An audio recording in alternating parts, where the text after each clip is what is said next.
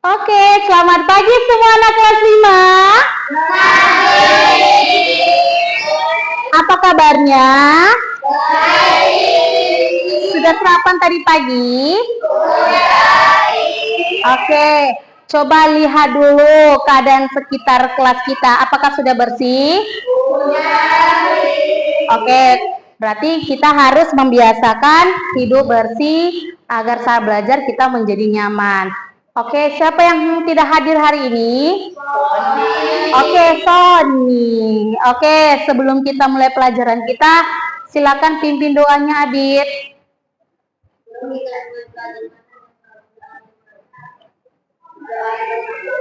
Oke, sebelum kita mulai pelajaran kita hari ini, oke, mari kita akan ice breaking. Oke, ice breakingnya five finger.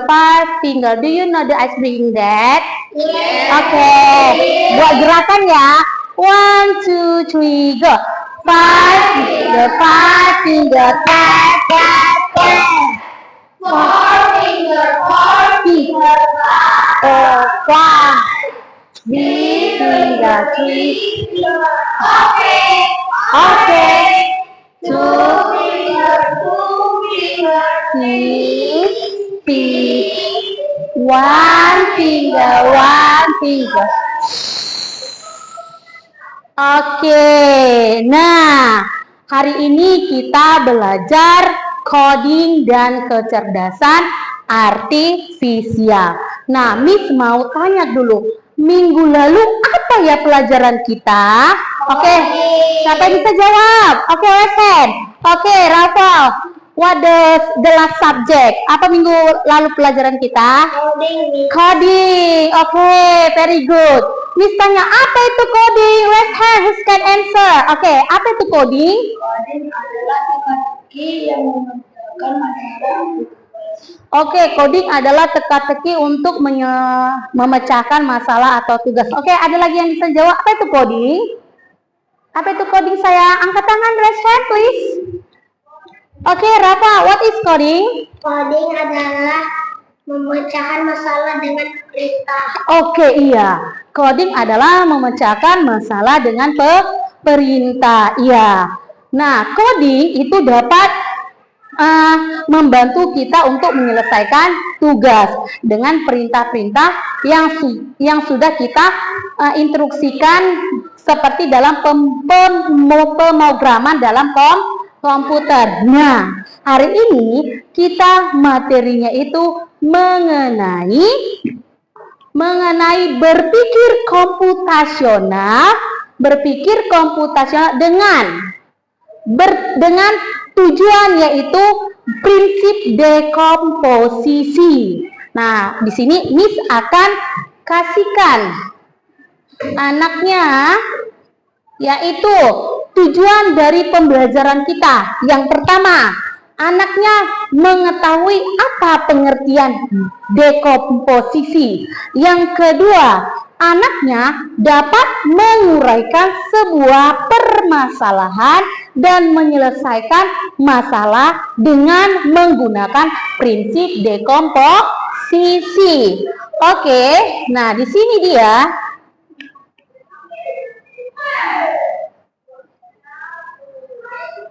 Oke, di sini kita belajarnya berpikir komputasional dan kecerdasan artifisial.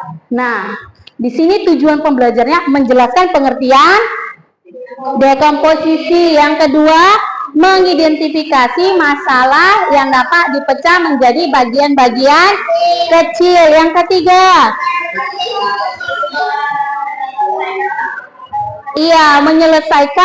menerapkan dekomposisi dalam menyelesaikan aktivitas sehari-hari. Yang keempat,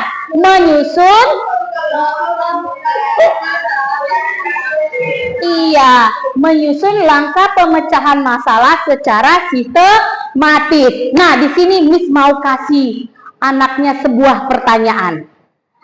Apakah anaknya pernah membantu ayah atau ibunya memasak mie instan? Siapa yang pernah masak mie instan?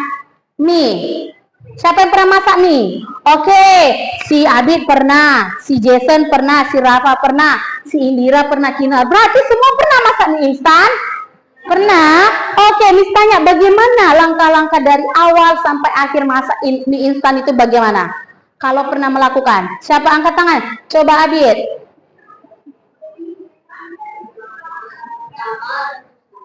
Rebus air.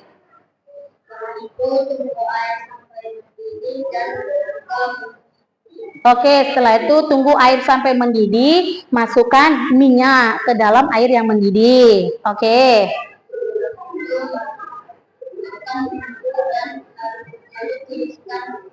Oke. Oke, masukkan bumbu ke dalam piring. Oke, setelah itu minyak itu ditiriskan. Lalu bagaimana? Letakkan ke piring, diaduk dan siap untuk dimakan atau disajikan. Oke, give applause to Daddy. Nah, yang anaknya lakukan itu sudah termasuk berpikir secara komputasional. Oke. Nah, di sini Miss akan bagikan anaknya video pembelajaran mengenai berpikir komputasional. Silakan perhatikan baik-baik ya.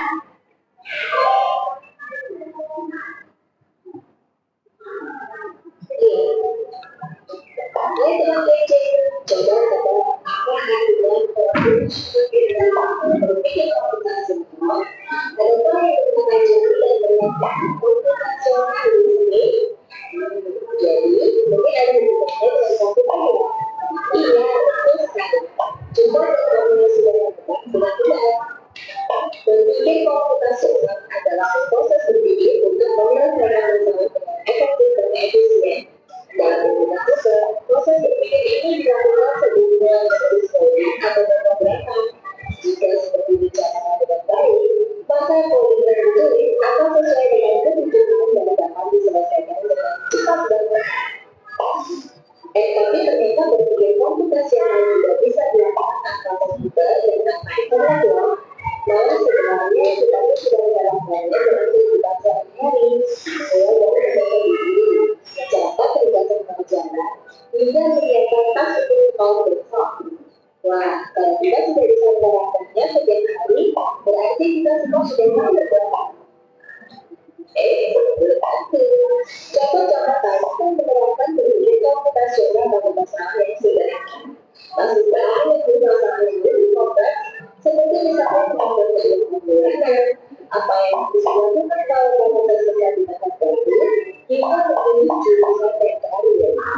Lalu yang lebih penting lagi, ketika kamu direalisasi, kamu akan mengadakan industri yang baik dan berkembang. Jadi kamu bisa memecahkan memanfaatkan dunia digital, mulai dari mencari banyak informasi dan melakukan perubahan.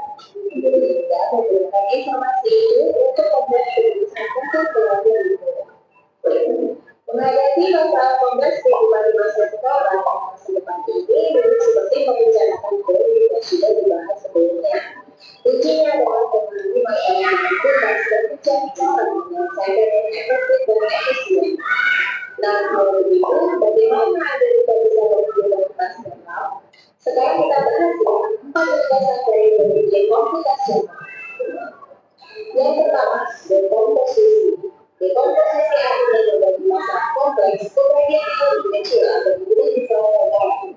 Misalnya, kamu dituntut jadi seorang yang lebih dibatan, maka untuk memudahkan pelaksanaan, kamu bisa melakukan dengan cara konsumsi komunikasi dengan keamanan dan lain. Yang kedua, artinya bicara sama teknologi dari kompleks yang sudah dibincang. Misalnya, kamu tidak terlibat dan terlibat juga di rumah, maka kamu perlu bisa memulai juga mengambil ayam, ibu, asyik, dan bersama hamil, dan lainnya. Ini karena sebelum dimana itu perlu disimpan di dalam yang berbeda. Yang ketiga, abstraksi. Artinya fokus pada informasi yang perlu saja, mengabaikan buku yang tidak diperlukan. Misalnya, kamu tidak menceritakan pengalaman itu berbicara dengan mata. Jadinya kamu mengambil banyak hal dan mengambil tugas bersama-sama novel hingga perjalanan pulang.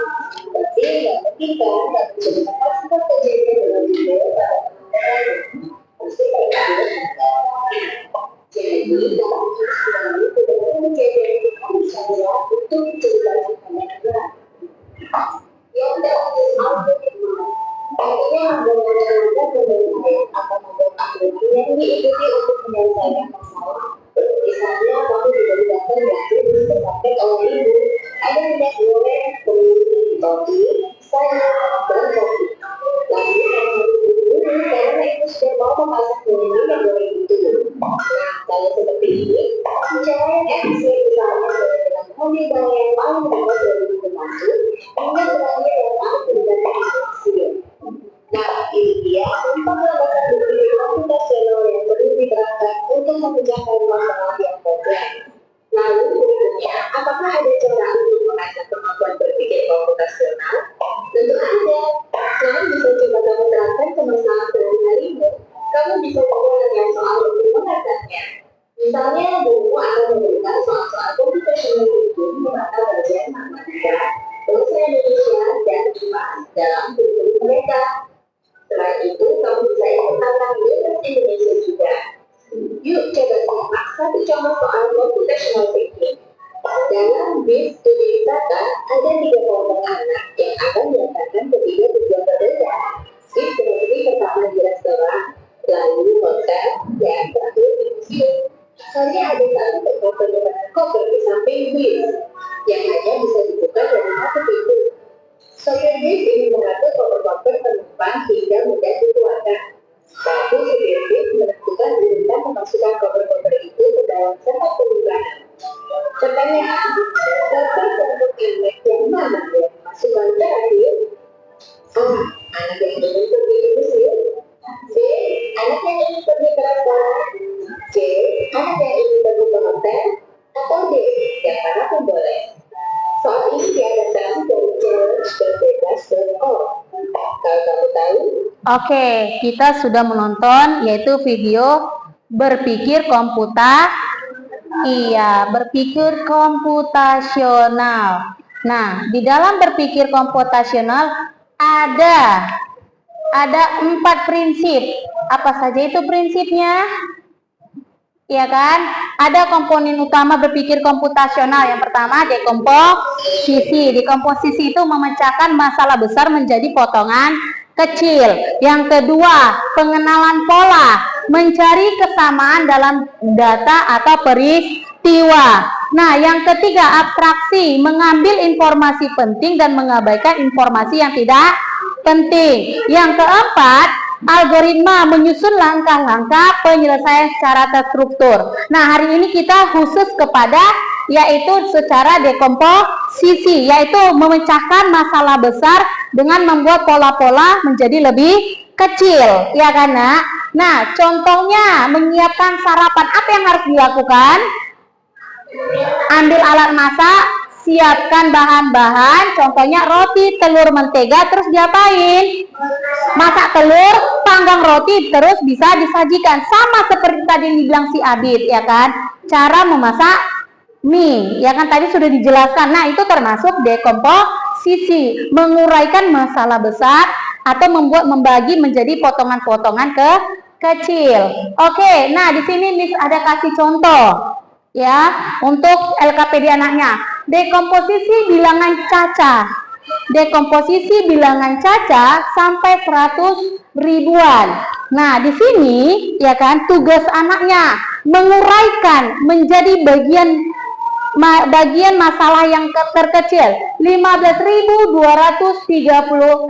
Kamu uraikan, berarti 15.000 menjadi 10.000, terus kelanjutannya 5.000, apalagi kelanjutannya 200, terus 36. Oke, nah ini sudah termasuk dalam pembelajaran kita yaitu dekomposisi. Oke, yang berikutnya juga langkah mencuci tangan. Nanti anaknya potong, kalian susul langkah mana yang pertama, ya kan? Agar permasalahan itu selesai dikerjakan dengan baik. Oke, bisa ya, Nak? Oke, yang berikutnya langkah sikat gigi. Alanya pernah sikat gigi setiap hari? Iya, pasti tahu langkahnya kan, runtutannya, ya kan. Masalah yang besar itu kita buatkan menjadi kecil, bagian yang kecil. Oke, paham? Oke, nah di sini Miss akan kasih ya itu LKPD unplug-nya. Kalian kerjakan sesuai dengan kelompoknya. Kelompok 1, kelompok 2, kelompok 3. Oke, silakan dikerjakan.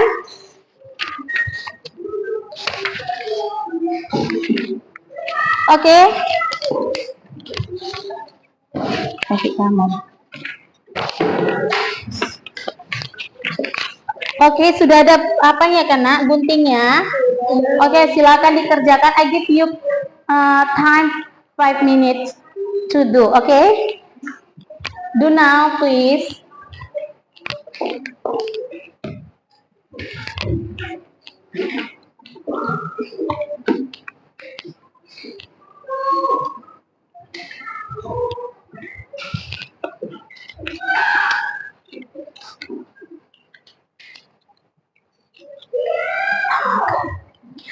Cepat kita.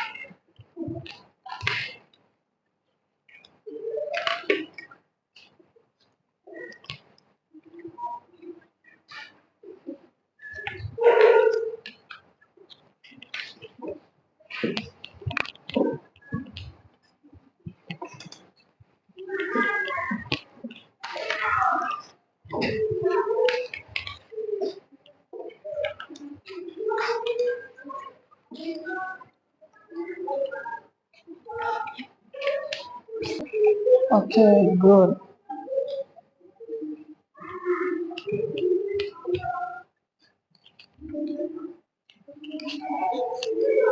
Okay.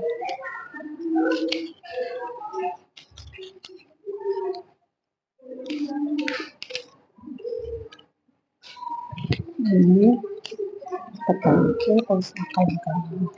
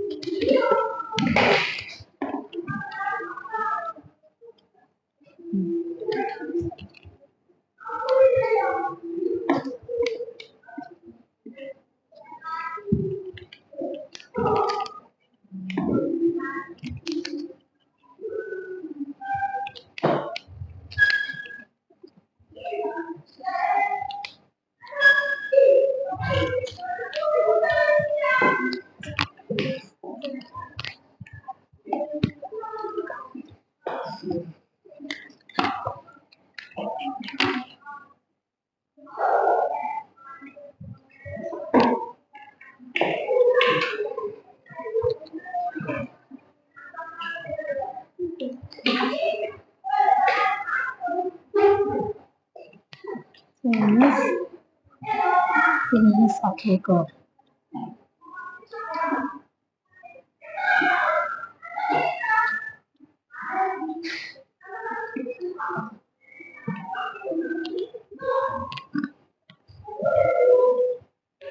Oh ya, bagus. Benar.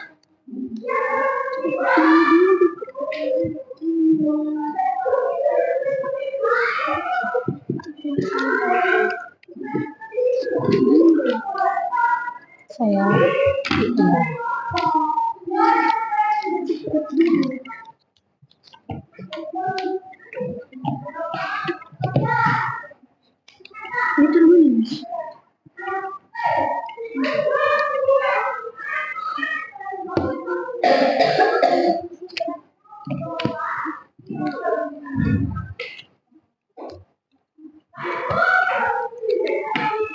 Oke.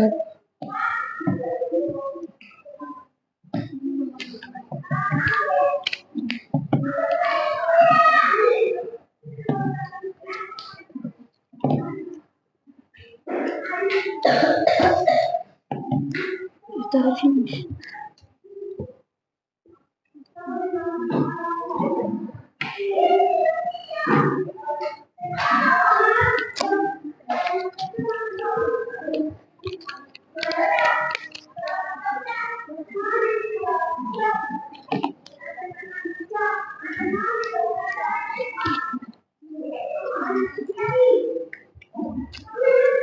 Oke, finish. Kelompok 3 bagaimana finish?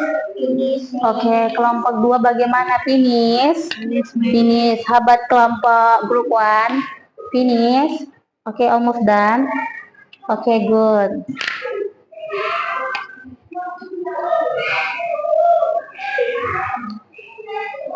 Terus bantu ya. Kamu yang meletakkan di mana posisinya. Nah.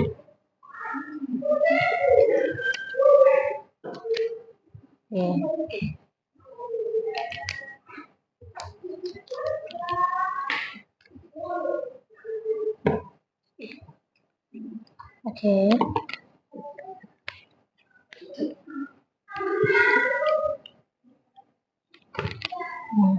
Finish. Oke.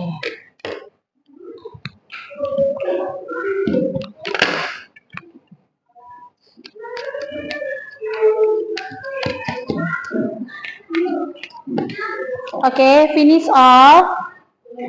Oke, nah silakan anaknya mempresentasikan hasil kerja kelompoknya di depan. Silakan dari kelompok 1 silakan maju. Kelompok 1 yaitu mencuci tangan. Oke, silakan maju. Oke, silakan dibaca. Langkah-langkah mencuci tangan. Basahi tangan dengan air bersih. Aplikasikan sabun ke seluruh tangan. Gosok kedua telapak tangan dengan erat. Fokus pada erat sela-sela jari. Bilas tangan dengan air mengalir. Lalu keringkan tangan Anda sekarang bersih. Oke, bagaimana dengan kelompok lain? Sudah tepat jawabannya? Oke, give applause untuk grup 1. Oke, silakan duduk, silakan. Kelompok 3, silakan maju.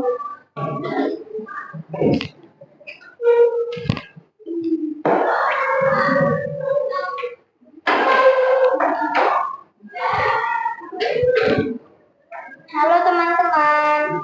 Halo. Kami dari kelompok 3 mau mempresentasikan hasil kerja kelompok kami. Langkah-langkah sikat gigi. 1. Ambil pasta gigi dan sikat gigi. 2. Gunakan gerakan memutar. 3. Sikat dengan gerakan naik turun. 4. Bersihkan bagian lidah. 5. Sikat permukaan gigi atas. 6. Sikat permukaan gigi bawah. 7. Berkumur dengan air. 8. Nikmati senyum gigi yang bersih. Oke, bagaimana kelompok 1 dan 2? Oke, sudah baik Kak. Oke, give applause untuk kelompok 3. Oke, silakan kelompok 2, silakan maju.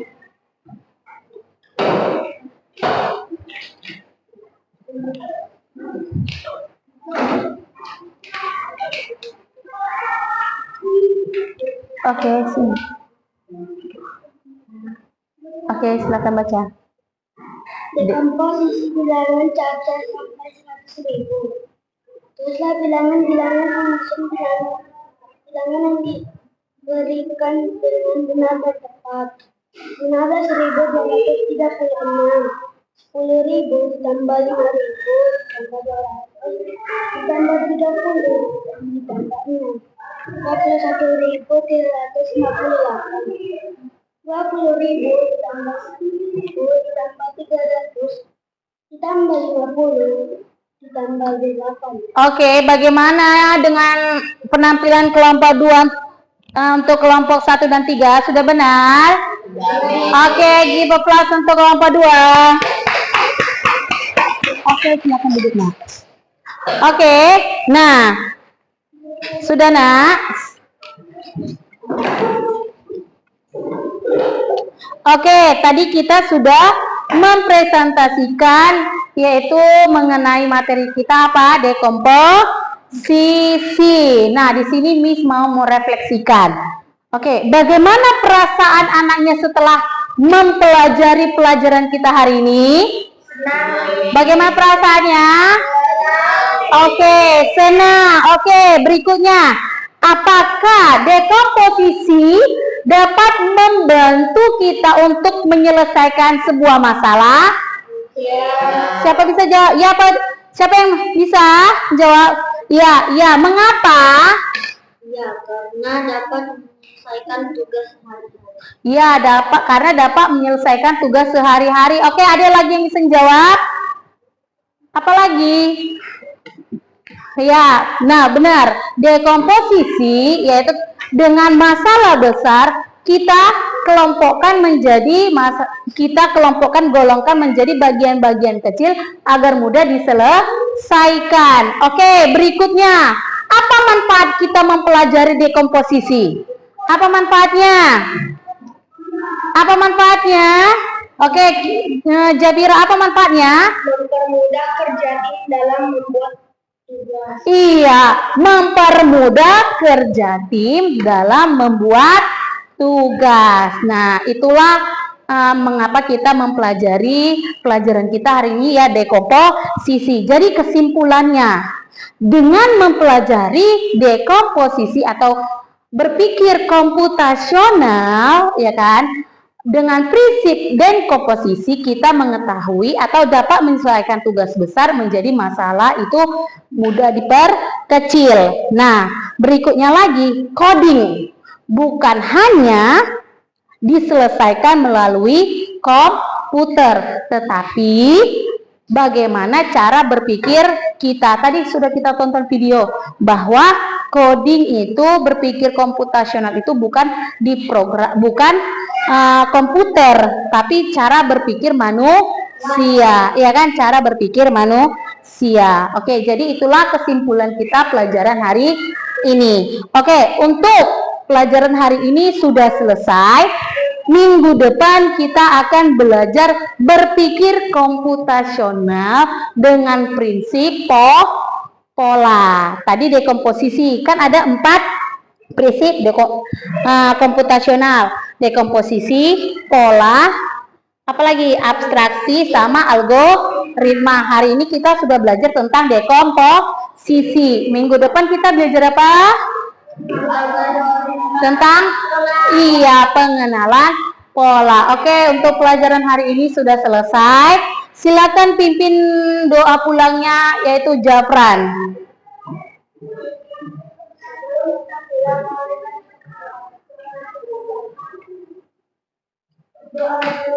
Oke, goodbye student. Oke, see you next week. Bye bye.